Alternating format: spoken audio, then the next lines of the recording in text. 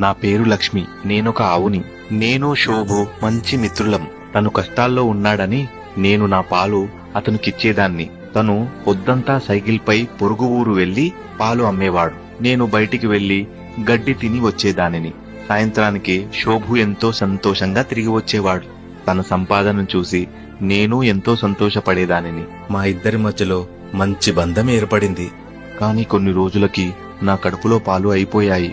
అయ్యో, ఇలా జరిగిందేంటి? ఇంకా పాలు లేకపోతే శోభు జీవనం ఎలా అని బాధపడేదాన్ని.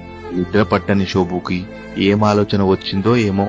పాలు లేకపోతే డబ్బులు కూడా లేవని, పాలు ఇవ్వని ఆవుని ఉంచుకుని నేనేం చేస్తాను అనుకుని మరుసటి రోజు పొద్దునే నన్ను కసాయివాడికి అమ్మేశాడు. తల్లిలా భావించిన నన్ను డబ్బుల కోసం కసాయివాడికి అమ్మేశాడా అని బాధపడ్డాను. వచ్చిన డబ్బుతో మరొక గేదెని కొనుక్కున్నాడు. అది చూసి నేను సంతోషంగా కసాయివాడితో వెళ్లిపోయాను. ఆవు అమ్మలాంటిది అంటారు కదా, మరి అమ్మ త్యాగం చెయ్యాలి కదా.